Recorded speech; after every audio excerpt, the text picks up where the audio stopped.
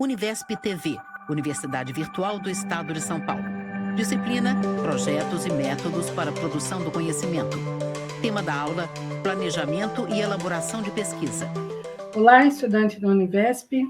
Chegamos à estação final aí, considerando a nossa viagem pelo mundo aí do conhecimento científico na disciplina Projetos e Métodos do Conhecimento Científico.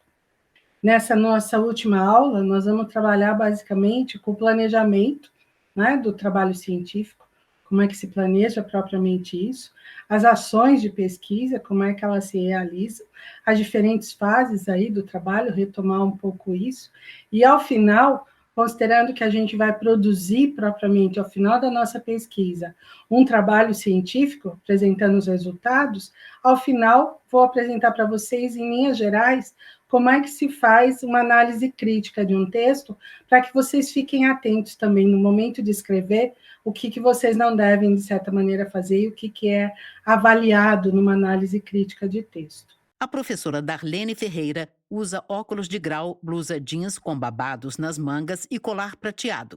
É vista do peito para cima, sentada de costas para uma bancada branca em L. A tela divide-se entre a projeção de slides à esquerda e a miniatura da janela de vídeo da professora à direita. O primeiro slide exibe o nome da disciplina e o tema da aula. Vamos então trabalhar nessa nosso último encontro, nossa última semana, o planejamento e a elaboração da pesquisa. É importante que a gente considere que na hora de elaborar e planejar a pesquisa, há determinadas ações do pesquisador. Essas ações envolvem esses verbos todos que vocês estão vendo aí. Começa com o ler, e que eu disse que é fundamental. Quem não lê não pesquisa, quem não lê não estuda, e quem não lê não escreve. Planejar, buscar, questionar, medir, tabular, interpretar, escrever, são todas ações que a gente viu aí ao longo do nosso curso, que são fundamentais, né, para o desenvolvimento de uma pesquisa. O planejamento, então, e a elaboração vão envolver cada um desses verbos que eu passei para vocês. Então, o ler é importante, ler sempre é fundamental. Planejar, a gente viu na aula anterior, a questão do projeto. O momento de sentar e pensar como a minha pesquisa vai ser realizada é o momento do projeto, é o momento de planejar, e planejar muito bem o meu tempo, né? Lembrando que nenhum projeto é para sempre. Buscar, então, e estar atento sempre, buscando informações, documentos, materiais, isso é importante, né? São elementos importantes durante a investigação. Também é importante considerar que chega um determinado momento que a gente diz assim, agora eu não vou procurar mais nada. Provavelmente, quem vai dar esse limite, muitas vezes, para você, vai ser o seu orientador, tá? Porque chega uma hora que você tem que parar e escrever, e trabalhar, e finalizar o seu trabalho com aquilo que você obteve até aquele momento. Senão, você nunca vai terminar, tá? E lembrar, novamente, o projeto não é para sempre. Questionar, sempre estar buscando instrumentos metodológicos, né? Procurando sempre estar conciliando a teoria e a prática para responder à sua hipótese. É muito importante isso, a uma ou a várias hipóteses que você elaborou. Slide com o título Planejamento e Elaboração de Pesquisa e o texto lido pela professora. Em vermelho, as palavras ler, planejar, buscar e questionar. O medir e tabular vai envolver instrumentos estatísticos, interpretativos, e é importante porque é o seu momento de levantamento de dados, né? De como é que eu estou fazendo o meu levantamento de campo, o trabalho empírico propriamente da pesquisa, o que eu estou trazendo de novo. Depois, o interpretar e analisar esses dados, né? Descrever e interpretar aí, confirmando, né, ou não, o meu problema, as minhas hipóteses, com base nas leituras que eu fiz, né? Tentando perceber se aquele meu insight, aquele insight que eu tive, ele foi válido ou não, né? E, no final, é escrever. A gente viu, a comunicação científica, ela nada mais é do que tornar públicos os resultados que você encontrou com a sua pesquisa. Então, escrever é relatar todas as fases que você desenvolveu, as fases pelas quais você passou, e o autor, nesse momento, ele vai ter que demonstrar um domínio sobre esse assunto. ele vai sistematizar isso, vai recriar, vai muitas vezes criticar o próprio material coletado, tá certo? Isso também pode acontecer quando você vai aplicar um determinado experimento e ele não alcançou os propósitos realmente que você queria. Lógico, você vai fazer uma crítica argumentando por que não foi alcançado. É a crítica no sentido de crescimento intelectual, tá, pessoal? Novo slide com os destaques em vermelho. Medir, tabular, interpretar e escrever. As fases do trabalho científico, então, cada um deles vai ter um modelo diferente, tá? Lembram-se da pesquisa quantitativa e qualitativa, que a gente viu lá na aula 5? Aqui, na realidade, nas fases do trabalho científico, a gente tem um modelo que é o modelo da pesquisa quantitativa. Em geral, a pesquisa quantitativa, ela segue um modelo linear. É um processo que é planejado de maneira linear, onde um passo segue o outro, né, na execução. Eu nunca sobreponho um passo sobre o outro, e sempre né, é necessário para que o outro aconteça.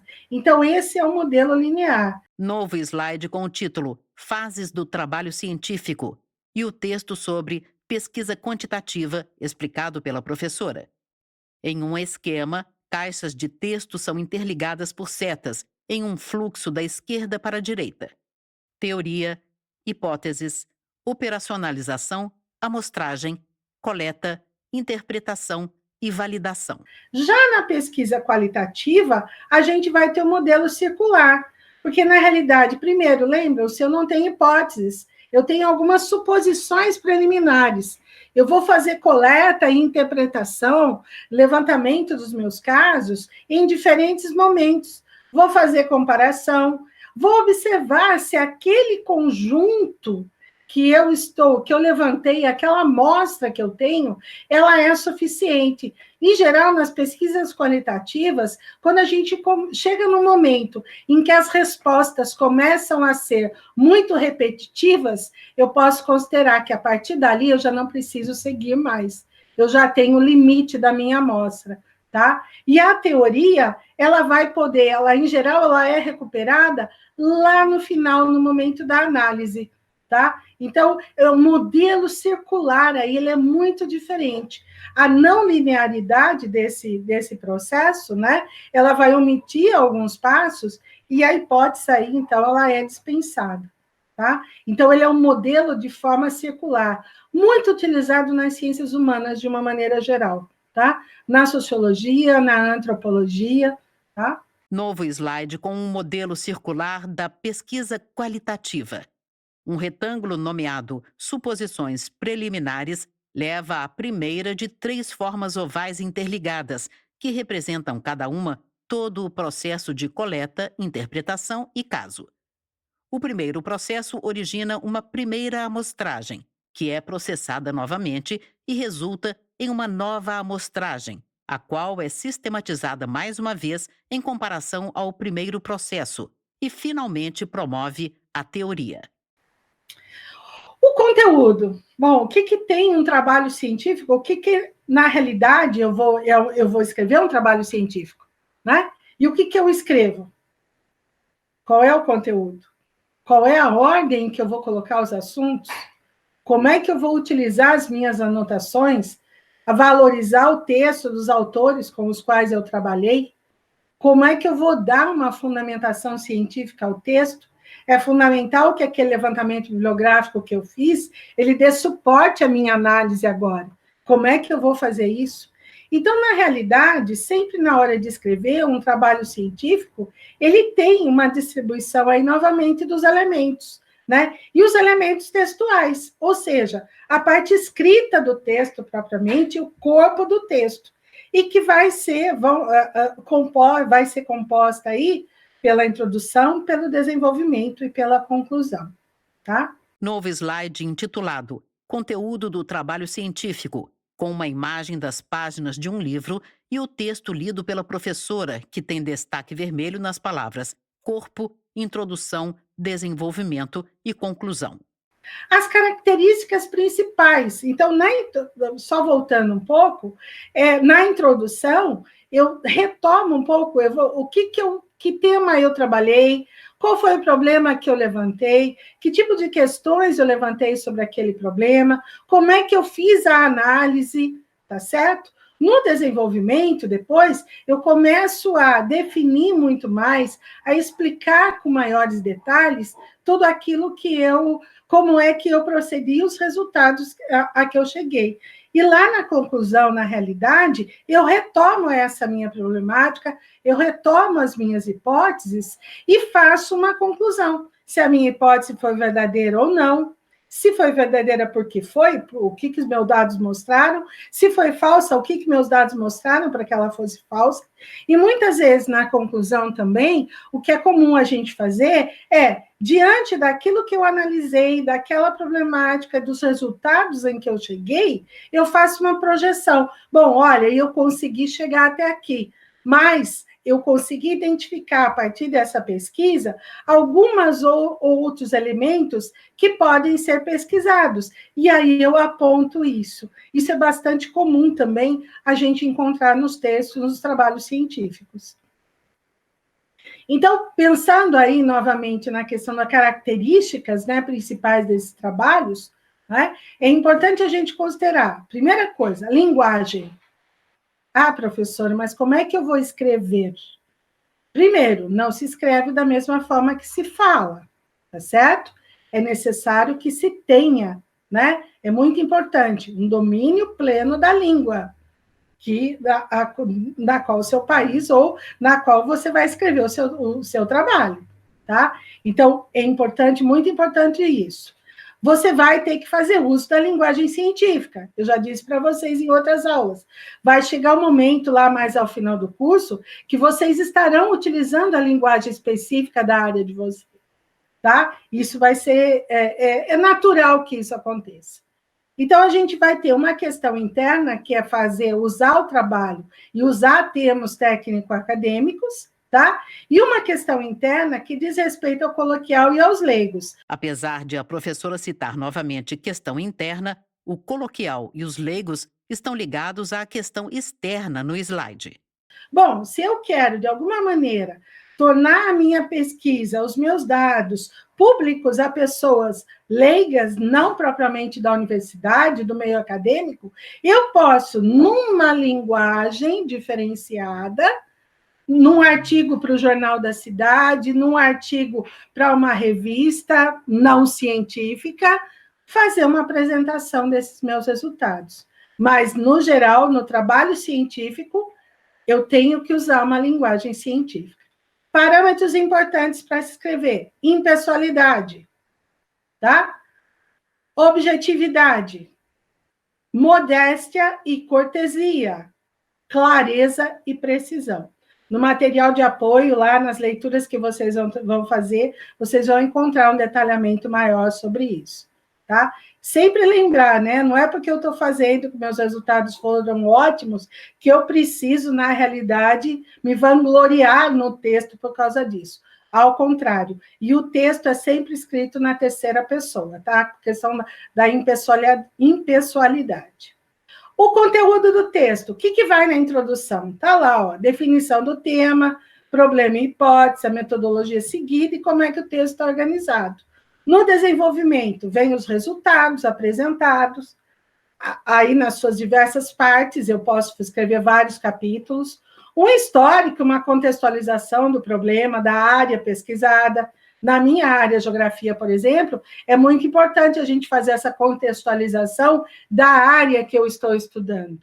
A fundamentação e a discussão teórica e a análise que foi feita desses dados. Lá na conclusão, um resumo dos argumentos principais, né? Pontos de chegada e uma síntese interpretativa. Alguns aspectos formais do texto que são importantes, tá? Novamente, adequação às normas linguísticas e aos modelos de apresentação e representação das informações. A bibliografia, como é que ela deve ser apresentada? No material de apoio, vocês têm isso explicitado. Como é que eu cito um texto, como é que eu cito autores, tá? Vocês têm tudo isso lá no material do apoio. Então, é importante. Como é que eu uso tabelas, fotos, esquemas? Isso tudo faz parte dos aspectos formais do texto. E no material de apoio, vocês encontram isso mais detalhado. Redação, cuidado com a pontuação, com termos coloquiais, gírias. Eu não escrevo um texto científico da mesma forma que eu escrevo no WhatsApp ou escrevo no Facebook. De maneira alguma, tá? E sempre tomar cuidado com o uso inadequado da palavra onde e de questão, tá? É muito comum isso, a repetição dessas palavras. Então, atentem para isso no momento de escrever. Uma boa e correta redação é parte integrante de um bom texto. E lembrando novamente, só escreve bem quem lê muito. É assim que vocês vão conseguir melhorar o seu vocabulário e adquirir mais vocabulário para poder escrever. As partes do texto, então, você vai poder fazer uma divisão aí em capítulos, subcapítulos, tá? Tem uma distinção, tem uma apresentação aí para vocês, em função da prioridade, né, dos itens, subitens, de como é que eles se qualificam aí, da primeira ordem, segunda ordem, terceira ordem, vocês pontuam dessa maneira também. E os tópicos? Divisão em capítulos, subcapítulos, uma divisão usual e simples, itens e subitens, cada uma distinta por tamanho das letras e número de dígitos. Como exemplo, a frase "A rede urbana do Sudeste". No exemplo de capítulo, a frase é antecedida pelo algarismo romano I e está em negrito e caixa alta. No subcapítulo, a frase é antecedida pelo numeral 1, está sem negrito e com letras iniciais maiúsculas. No item, a numeração 1.1 e apenas a primeira letra e a inicial da região em maiúsculo. Por último, o subitem está depois da letra A, minúscula, e entre parênteses, e apenas com a inicial da região em maiúsculo. As tabelas e quadros, né, elas devem ser precisas, objetivas, claras, é muito importante isso, tá? As fotos, num tamanho que eu possa utilizá-la. E lembrando, né, tabela, quadro, foto, não está no texto para simplesmente ocupar. Se eu colocar uma tabela aqui, eu já vou para 11 páginas. Nada disso. Tabela, quadro e foto tem que estar dentro do texto com uma função específica, para ilustrar os seus dados, para ilustrar um fato do campo, tá certo? Para ilustrar um quadro, por exemplo, resumo dos autores que você trabalhou e das teorias que você trabalhou, tá? Nunca é para simplesmente ocupar espaço no trabalho. Por favor. Novo slide com o título Tabelas, quadros e fotos. E o texto: devem ser precisas, objetivas e claras. Tabela: menor número de tipos de informação. 2 ou 3 informações dispostas em 2 ou 3 colunas numéricas. Quadro: um número maior de tipos de informação textuais. Foto: tamanho que permita a sua exploração visual. Conter texto descritivo, a localização, data e autoria. Aí, alguns exemplos, né, do que vocês podem utilizar para além da parte escrita, tá? Em um novo slide, uma colagem com tabelas, o desenho de um gráfico de colunas, um quadro com informações de texto e a foto de uma máquina grande, verde e antiga. A bibliografia, não esquecer, que é fundamental, ela é parte crucial do texto científico. Então, sempre, né, o texto é importante, a referência, as formas de referenciar o autor de forma correta. Então, eu disse para vocês, no material de apoio, vocês vão encontrar isso, tá? E pensar a bibliografia e pensar o texto, na realidade, ele permite a gente perceber a relação entre o pesquisador e o objeto do conhecimento, tá? Eu vou fazer isso a partir das referências teóricas e teórico-metodológicas, das informações empíricas que eu levantei, tá? E do processo, do movimento pelo qual a pesquisa passou e que eu passei, de certa forma, com a pesquisa. Lembrando, né, falei em projeto, é planejamento, pesquisa é processo. São fases diferentes. Isso a gente já avaliou também, tá? Não esquecer. No slide sobre bibliografia, um esquema de caixas de texto com as informações citadas pela professora. Dentro de uma seta bidirecional, as palavras texto e bibliografia. Dentro de uma caixa de texto oval, último sobrenome. E a questão do conteúdo, né? Sempre ter muito claro a relação entre a base teórica, o problema, os questionamentos, a pertinência dos procedimentos operacionais, tá? A lógica entre a problemática, as hipóteses, a operacionalização, os resultados, tudo isso sempre tem que estar muito articulado, tá? Novo slide com o título Aspectos de conteúdo. Os tópicos lidos pela professora e outros 2. A pertinência dos procedimentos operacionais, a adequação dos resultados aos procedimentos operacionais. Quando é que eu leio, né? Quando o seu texto for lido, o que eu tenho que buscar nele? Algumas características de quem for ler, né? Ele vai poder fazer uma leitura, uma análise crítica do seu texto. Então, ele vai analisar, de certa forma, o seu texto, buscando a natureza e o significado dele no conjunto dos trabalhos científicos e naquela ciência, tá? Não é uma última palavra sobre aquela questão, é uma interpretação que um terceiro faz sobre o seu texto, e quem está na academia tem que estar aberto a isso, tá? No slide intitulado Quando seu texto for lido, o subtítulo Análise crítica de textos científicos e os tópicos lidos pela professora, com os complementos. Destacam-se os caminhos trilhados pelos pesquisadores e a importância dos resultados e das novas questões que emergiram. Pode e deve ser refeita sempre. E aí tem mais algumas ideias aí, parâmetros para vocês levarem em consideração sobre a análise crítica de textos. Novo slide intitulado Análise crítica de textos, parâmetros e os tópicos. Base epistemológica que alicerça o texto. Procedimentos operacionais com os quais o mundo real é analisado ou em relação a ele pretende-se intervir. O enquadramento no âmbito da história da ciência e das referências teóricas do tema tratado. Novo slide intitulado Análise crítica de textos e os tópicos. Artigo, monografia de conclusão de curso de graduação, dissertação de mestrado, tese de doutorado. Seguir um conjunto de regras e sequências de análise. Uma interpretação mais solta, imaginação e experiência. Abaixo, 2 caixas de textos estão interligadas por uma seta bidirecional. Na primeira caixa, a informação aspectos formais e na segunda, conteúdo.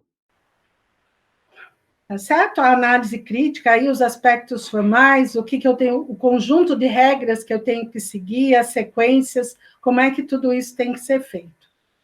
Dessa maneira, então, a gente fechou a nossa aula 7, discutindo as questões vinculadas ao planejamento e à elaboração da pesquisa e como fazer propriamente um texto científico. Imagem da professora em tela cheia.